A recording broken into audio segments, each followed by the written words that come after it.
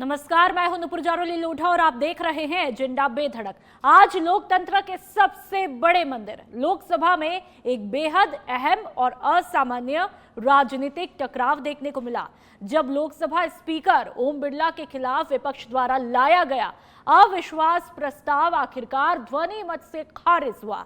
ये प्रस्ताव विपक्षी दलों के करीब 118 सांसदों द्वारा लाया गया था, जिसमें आरोप था कि स्पीकर सदन की कार्यवाही चलाने में निष्पक्ष नहीं है और विपक्ष के नेताओं, खासकर नेता प्रतिपक्ष राहुल गांधी को बोलने का पर्याप्त मौका भी नहीं दिया गया। तो वहीं सत्ता पक्ष ने इन आरोपों को पूरी तरह से खारिज करते हुए कहा कि यह प्रस्ताव लोकतांत्रिक परंपराओं के खिलाफ और पूरी तरह से राजनीतिक है। गृह मंत्री अमित शाह ने इसे दुर्भाग्यपूर्ण बताते हुए विपक्ष पर संसद की गरिमा को ठेस पहुंचाने का आरोप लगाया। गौर करने वाली बात तो यह है कि किसी भी लोकसभा स्पीकर के खिलाफ अविश्वास प्रस्ताव लाना बेहद दुर्लभ घटना मानी जाती है और पिछले कई दशकों में ऐसे बहुत कम उदाहरण सामने आए हैं। अब बड़ा सवाल यही है कि क्या विपक्ष का यह कदम संसद में जवाबदेही की मांग था या सिर्फ राजनीतिक दबाव बनाने की कोशिश था? क्या स्पीकर की निष्पक्षता पर उठे सवाल लोकतंत्र के लिए गंभीर संकेत है या फिर यह संसद के भीतर बढ़ती राजनीतिक तकरार का एक और उदाहरण है? आज चर्चा इसी पर करेंगे, आप बने रहिए हमारे साथ।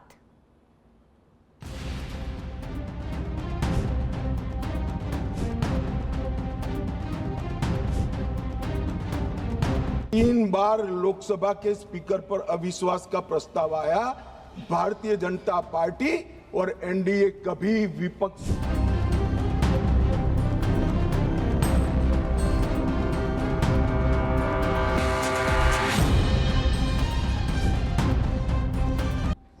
और चलिए अब चर्चा का आगाज करूं, उससे पहले तमाम मेहमानों से आप लोगों का तारुफ मैं करवा देती हूं। हमारे साथ में शैलेश कौशिक जी बीजेपी प्रवक्ता के तौर पर मुखातिब हुए हैं, गोविंद पटेल जी हमारे साथ में कांग्रेस के प्रवक्ता के तौर पर मुखातिब हुए हैं और श्याम सुंदर शर्मा जी हमारे साथ में वरिष्ठ राजनीतिक विश्लेषक के तौर पर मुखातिब हुए हैं। आप तीनों मेहमानों का बहुत बहुत स्वागत है।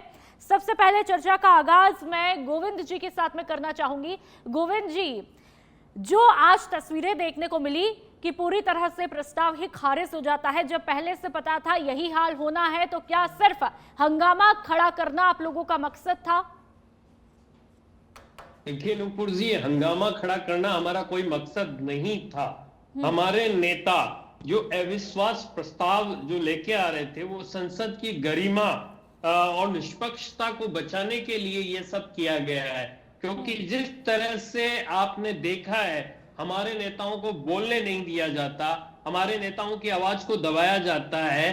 क्या ये लोकतंत्र का हनन नहीं है? क्या लोकतंत्र में क्या ये चीजें जायज है? क्या आज जो स्पीकर होते हैं उनका दायित्व होता है कि उनके लिए सभी पार्टियां, सत्ता पक्ष और विपक्ष दोनों बराबर की भूमिका में होना चाहिए। उनको सत्ता पक्ष की भी सुननी चाहिए, उनको विपक्ष की भी सुननी चाहिए। लेकिन जिस तरह से सामने जो चीजें आ रही है, जिस तरह से इन दिनों जो कई चीजें ऐसी आई है जिससे साफ साफ पता चलता है कि जो स्पीकर महोदय है वो सत्ता पक्ष सरकार के दबाव में काम कर रहे हैं, ना विपक्ष को। गोविंद जी, आपको ऐसा क्यों लगा?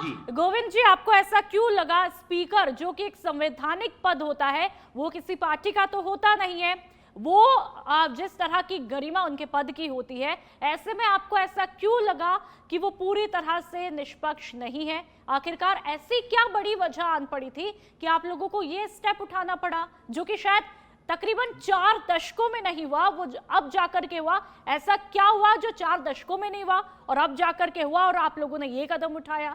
गोविंद जी।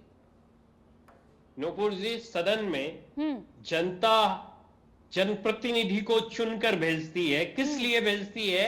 कि जनता की जो समस्याएं हैं, जनता की जो आवाज है, जो सरकार तक पहुंचनी चाहिए, जो आवाज है वो सरकार तक पहुंचनी चाहिए, लोगों की जो समस्याएं हैं वो सरकार तक पहुंचनी चाहिए और देश के जो गंभीर मुद्दे हैं उन पे चर्चा होनी चाहिए। लेकिन स्पीकर महोदय ने सत्ता पक्ष के दबाव में विपक्ष को बोलने नहीं दिया गया। बार बार खासकर हमारे गोविंद जी, आप ये तो बताइए कि आपको क्यों लगा कि स्पीकर सत्ता पक्ष के दबाव में है? गोविंद जी, आपको ऐसा क्यों लगा कि स्पीकर सत्ता पक्ष के दबाव में है? इसका भी उदाहरण दे दीजिए।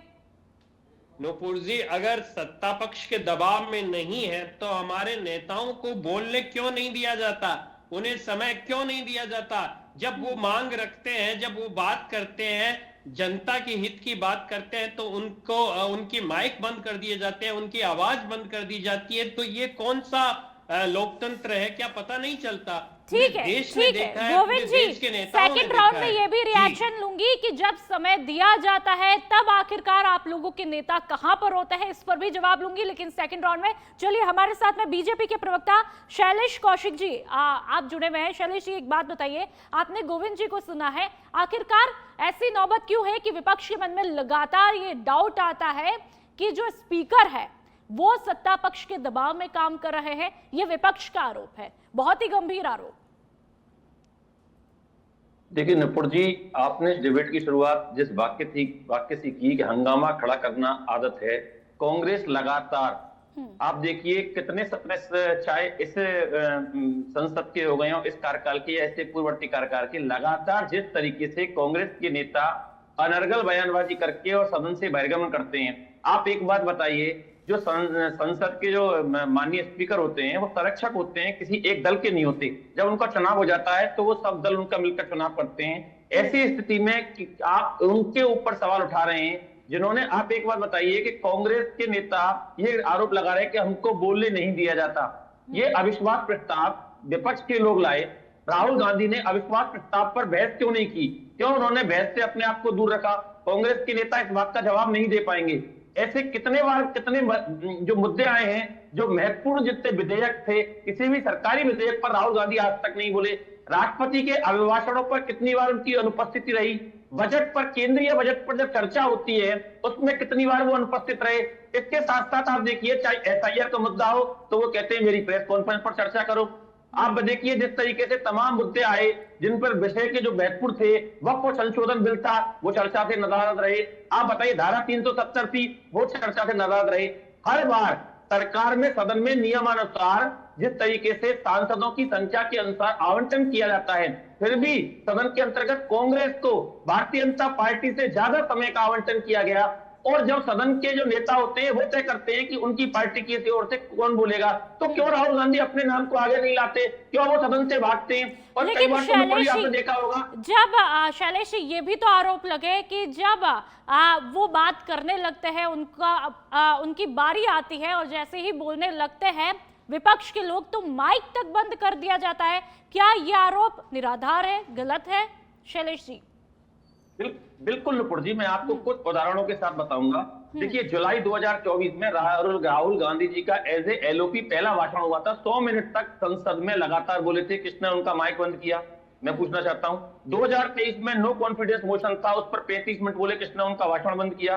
4 फरवरी 2025 को 42 मिनट बोले, कोई माइक बंद नहीं हुआ।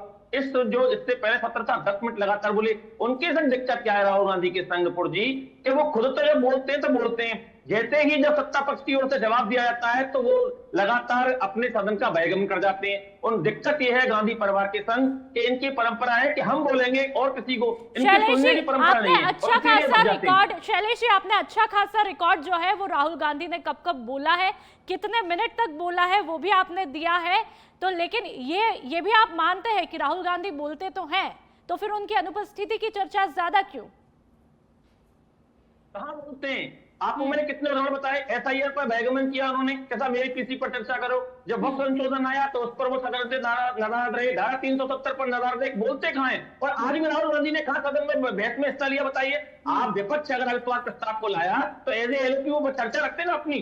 आप बात रखते हैं रेलोपी, कहां उन्होंने कांग्रेस का समय निर्धारित था, कांग्रेस के जो आप खुद राहुल गांधी को बात रखनी चाहिए थी, आपने और सांसदों को मौका दिया। कहीं ना कहीं राहुल गांधी गंभीर नहीं है, न सदन के प्रति, न संसद के प्रति, न देश के प्रति। ठीक है, अपनी ठीक है। जिम्मेदारी से भागने वाले गांधी है राहुल गांधी। ठीक है, हमारे साथ में वरिष्ठ विश्लेषक श्याम सुंदर शर्मा जी भी जुड़े हुए हैं। श्याम सुंदर जी, आप बताइए, जिस तरह से पहले विपक्ष का जो पहले तमाम सांसद तकरीबन 118 सांसदों के जरिए जो ये अविश्वास प्रस्ताव लाया गया, और अब जाकर के आज जो तस्वीरें देखने को मिली जब गृह मंत्री अमित शाह जवाब दे देते हैं, उसके बाद पूरी तरह से खारिज हो जाता है।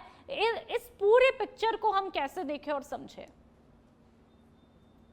देखिए नुपुर जी, लोकसभा में कांग्रेस को अधिकार तो था कि वो ला सकते थे अविश्वास प्रस्ताव, लेकिन अविश्वास प्रस्ताव जैसे लाया गया वेणुगोपाल के माध्यम से, फिर उसके बाद गोगोई लेके आए, गोगोई ने खुद के तो हस्ताक्षर किए, लेकिन जो बाकी के सांसदों के हस्ताक्षर नहीं थे, को उन्होंने कॉपीराइट जैसे फोटोकॉपी लगा दी गई, जो वैधानिक रूप से ठीक नहीं था। इसके बावजूद भी लोकसभा में इस प्रस्ताव को मंजूर किया गया, और लोकसभा अध्यक्ष पिछले 14 दिन से पहले भी वो सदन में मौजूद नहीं रहे, बहस हुई, और आज भी जिस तरह से 2 दिन से बहस जब चल रही थी, तो लोकसभा के अध्यक्ष सदन में नहीं थे, बल्कि दूसरे सभापति के माध्यम से लोकसभा की कार्रवाई चलाई जा रही थी। आज लोकसभा की कार्रवाई पूरी होने के बाद गृह मंत्री सरकार की तरफ से जवाब दे रहे थे। जवाब तो देखिएगा वो ही देंगे जो उनको देना चाहिए। वो पूरी तरीके से लेके तैयार होके आए थे कि भाई अब ये आरोप गलत बता रहे थे कि भाई लोकसभा अध्यक्ष के ऊपर जो आरोप लगा रहे हो कि बोलने नहीं देते, विपक्ष को मौका नहीं देते। देखिए, लोकसभा के नियमों के अनुरूप लोकसभा में बोलना पड़ता है। आप प्रतिपक्ष के नेता हो, प्रतिपक्ष के नेता को भी नियमों के तहत बोलना पड़ेगा। विवाद देखिए एक पुस्तक को लेके था, जो कि निश्चित तौर पर पूर्व सेनाध्यक्ष थे उनकी थी, निर्वाणी की, और निर्वाणी की पुस्तक क्योंकि प्रकाशित नहीं हुई थी, इसलिए राजनाथ सिंह ने उसका विरोध किया था, कहा था ये पुस्तक नहीं है। अब कांग्रेस छपा के लिए आई खुद पुस्तक, उसके ऊपर बोलना चाहते थे, वो उस पर विवाद हुआ और कहा कि बोलने नहीं दिया जा रहा। अब देखिए, बोलने के लिए गोविंद जी आपको भी पता है किस तरह की स्थितियां लोकसभा में बनी, और 118 घंटे बहस हुई, और बहस के अंदर राहुल गांधी नहीं बोले, बाकी 45 लोग बोले इसके ऊपर। करीब 45 लोगों में राहुल गांधी का नंबर आना चाहिए था। राहुल गांधी क्यों नहीं बोले? वो तो उनकी पार्टी निर्णय करती है, जैसे अमित शाह कह रहे थे। अब देखिएगा, निश्चित तौर पे जिस प्रकार से अमित शाह ने, अब देखिए ये बहस लोकसभा अध्यक्ष के बजाय व्यक्तिगत आरोप के ऊपर ज्यादा चली गई। विपक्ष ने सरकार के कामकाज को लेकर के बहस की, और जब अगर सरकार के कामकाज को लेकर के लोकसभा में बहस हो रही हो, और क्योंकि अविश्वास प्रस्ताव पर, और अविश्वास प्रस्ताव है लोकसभा अध्यक्ष के खिलाफ, तो लोकसभा अध्यक्ष के खिलाफ ज्यादा नहीं बोला जा रहा। सरकार को बहस हो रही है कि सरकार के ऊपर बहस करनी थी, तो फिर अविश्वास प्रस्ताव कांग्रेस की बजाय और कोई तरीके से अविश्वास प्रस्ताव की जगह और कोई प्रस्ताव ला करके विचार करना चाहिए था। इसलिए अमित शाह ने निश्चित तौर पर तथ्यात्मक रूप से जवाब दिया कि लोकसभा में अधिकांश समय पर राहुल गांधी मौजूद नहीं रहते, विदेश चले जाते हैं। ठीक है। और जब भी होता है देखिएगा कि बजट का सेशन होता है, बिल्कुल श्याम सुंदर जी, उस पर भी मैं आऊंगी। जो लगातार जिस तरह से गृह मंत्री अमित शाह का बयान आया कि जब मौका दिया जाता है तब राहुल गांधी कहां पर होते, उस पर भी मैं चर्चा करूंगी। चलिए, हमारे साथ में गोविंद पटेल जी बने हुए। गोविंद जी, आपने श्याम सुंदर जी को सुना, आपने बीजेपी के प्रवक्ता को सुना, आप मेरी एक बात का जवाब दे दीजिए। यदि चाहे पक्ष हो, मैं तो सिर्फ विपक्ष की बात नहीं कर रही हूं, यदि सत्ता पक्ष के भी लोग होते हैं और विपक्ष के भी होते हैं, यदि वो नियमों के विरुद्ध कोई व्यवहार करते हैं सदन के अंतर्गत, तो क्या ये स्पीकर की जिम्मेदारी नहीं होती है कि उन्हें टोके? क्या इस बात पर आप लोग ये स्टेप उठा लेंगे? आप बताइए। मैं सिर्फ विपक्ष की बात नहीं कर रही हूं, यदि सत्ता पक्ष भी इस तरह का व्यवहार करता है तो स्पीकर की जिम्मेदारी होगी या नहीं? जिस पद पर वो आसीन है, जो एक गरिमामय पद उनका है, तो उस जिम्मेदारी के तहत जो नियमों की अवहेलना करेगा, क्या उनका टोकना अधिकार नहीं होगा? देखिए, लोकतंत्र में स्पीकर की भूमिका निष्पक्ष होनी चाहिए, हम यही कह रहे हैं, लेकिन विपक्ष को बोलने नहीं दिया जाए, ये तो गलत है ना। लेकिन विपक्ष यदि नियमों के विरुद्ध भी जाए, यदि विपक्ष नियमों के विरुद्ध भी जाए, बोल रहा है विपक्ष नियम, जो नियमों के पुस्तक विरुद्ध प्रकाशित बोल रहा ही है। नहीं हुई विपक्ष- थी गोविंद जी, विपक्ष अभी नियमों आपने के- श्याम सुंदर जी को भी नियमों के सुना, आधार पे बोल गोविंद रहे जी हैं। आपने श्याम सुंदर जी को भी सुंदर सुना है, जी। जो पुस्तक प्रकाशित ही नहीं हुई वो विपक्ष के लोग यदि ऐसे छिप कैसे करके ले नहीं? आएंगे और उस आप पुस्तक की ऑनलाइन- बात ऑनलाइन- करेंगे, ऑन- उसके बावजूद आप देखिए- चाहेंगे कि भाई आपको बोलने का मौका दिया देखिए- जाए, नियमों के विरुद्ध जाएंगे उसके उस बावजूद भी। पुस्तक को नहीं, नियमों के विरुद्ध नहीं है। आप उस पुस्तक को ऑनलाइन चेक कीजिएगा, ऑनलाइन मिल रही है। लेकिन जो सत्ता पक्ष है वो इस मुद्दे पे चर्चा नहीं चाहती, क्योंकि सत्ता पक्ष तो ये कह रही है कि नहीं, इनके बयान है, उनमें इनके मंत्रियों के बयान में बहुत बदलाव है, फर्क है, तो ये अपनी साख बचाने के लिए इन सब चीजों को मैनेज करने का काम कर रही है। मैं बार बार यही कह रहा हूं, हमारे नेताओं ने भी यही कहा है कि जो ये इस पद की गरिमा है उसको बरकरार रखना चाहिए और दोनों पक्षों को बराबर का मौका देना चाहिए। अभी सत्ता पक्ष के प्रवक्ता जो कह रहे थे कि स्पीकर सभी के होते हैं, हम भी यही चाहते हैं और हम भी यही कह रहे हैं। शुरू में भी मैंने यही कहा था कि जितना सत्ता पक्ष को समय मिले, जितना संरक्षण सत्ता पक्ष को मिले, उतना विपक्ष को भी ठीक मिलना है चाहिए। गोविंद जी, नहीं कि लेकिन सिर्फ जब सत्ता आप लोग पक्ष को ही प्रस्ताव मिलना लेकर चाहिए। के आए, गोविंद जी जब आप लोग प्रस्ताव लेकर के आए तकरीबन 118 सांसदों के समर्थन से, तो ऐसे में सिर्फ गोगोई साहब के हस्ताक्षर थे, बाकी सबकी फोटोकॉपी क्यों थी? ये भी तो एक सवाल है, बताइए। देखिए लोकतंत्र में सभी को विरोध दर्ज कराने का अधिकार है और सभी ने विरोध जताया है और इस तरह की कोई बात नहीं है। ये भी सत्ता पक्ष की मनगढ़ंत कहानियां जो भी है, ये सब एक आरोप लगाने का काम ये कर रहे हैं और कुछ भी नहीं है। जिस नेता की अगुवाई में आगे आकर काम किया गया, अगर उसका हस्ताक्षर इस तरह से है तो उसमें दिक्कत क्या है? लेकिन क्या ये बात ये आ रही है कि 118 में आप बताइए क्या ये इत्तेफाक है? देखिए सत्ता पक्ष है वो ये चाहता है कि विपक्ष किसी भी मुद्दे पर बात नहीं करे और सत्ता पक्ष जो कह रहा है वो सब सही है, उसमें वो हाँ में हाँ मिलाए, लेकिन ऐसा नहीं होगा। लोकतंत्र में सबको बोलने का अधिकार है और ये स्पीकर महोदय को भी समझना चाहिए।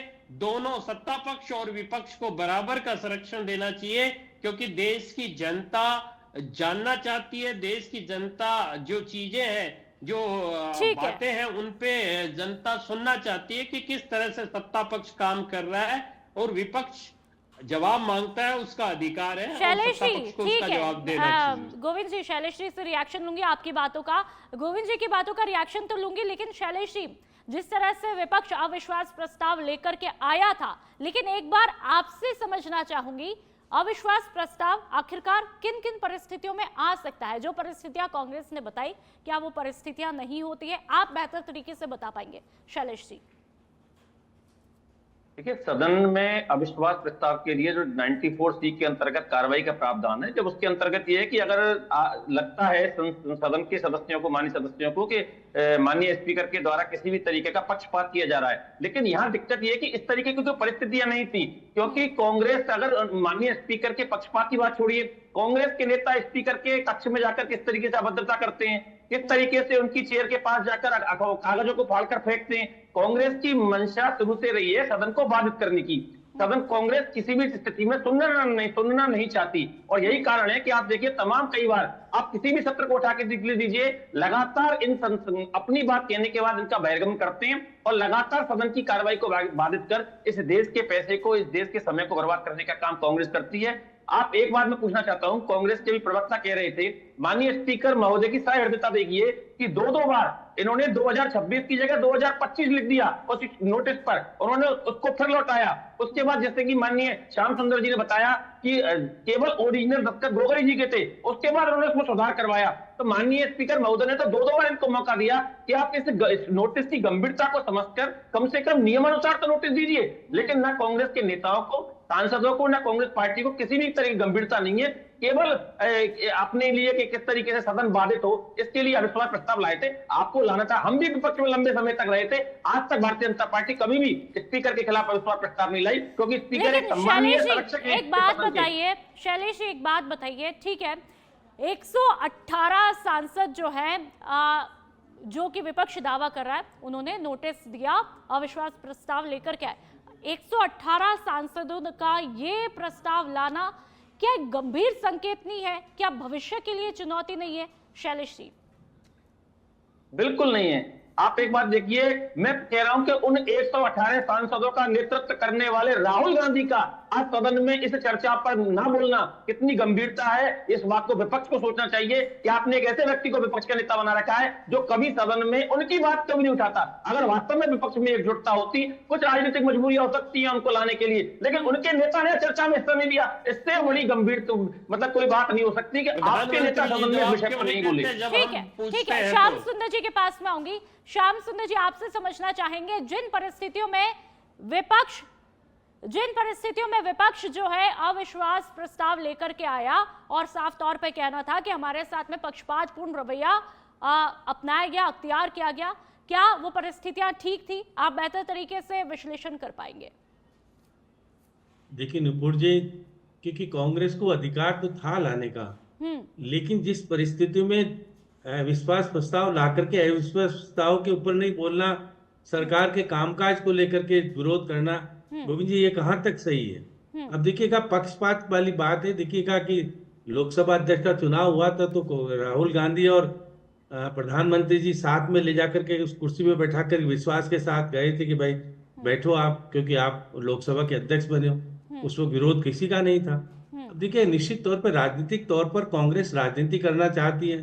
जिस प्रकार से देखिए कि अमित शाह ने आज सही कहा कि अमित शाह को निश्चित तौर पर जिस प्रकार से राजनीति करने का अधिकार है, वैसे हमको भी है। उन्होंने सारी तथ्यात्मक रिपोर्ट जो प्रस्तुत की उसमें साफ जाहिर कर दिया कि राहुल गांधी लोकसभा के प्रति संक्षिप्त में आप ही की बात का रिएक्शन मैं गोविंद जी से ले लूंगी। गोविंद जी से आप ही की बात का संक्षिप्त में रिएक्शन ले लेती हूँ। गोविंद जी, श्याम सुंदर जी को आपने सुना, आप लोग आरोप लगा रहे हैं कि हमें बोलने का मौका नहीं दिया जाता। जब दिया जाता है, ज्यादातर तो राहुल गांधी फॉरेन की यात्रा पर होते हैं।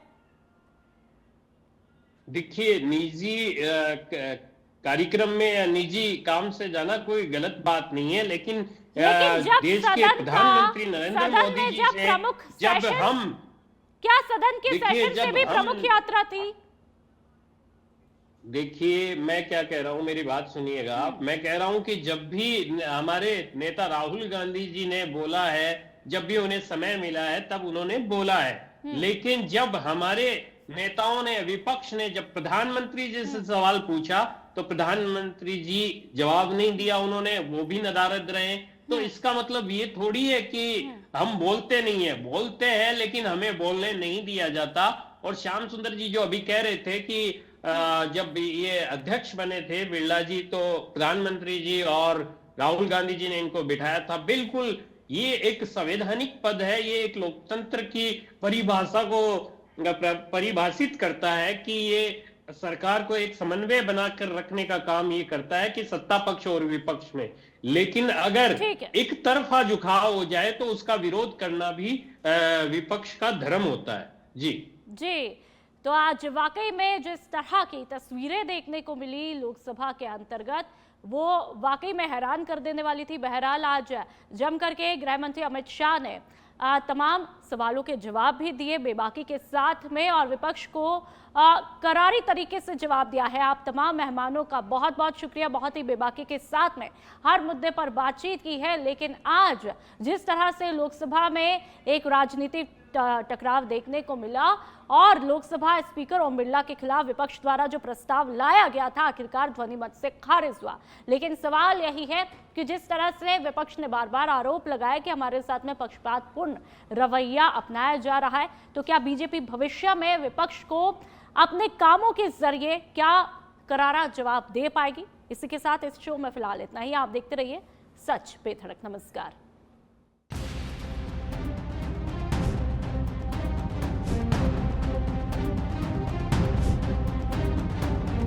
3 बार लोकसभा के स्पीकर पर अविश्वास का प्रस्ताव आया। भारतीय जनता पार्टी और एनडीए कभी विपक्ष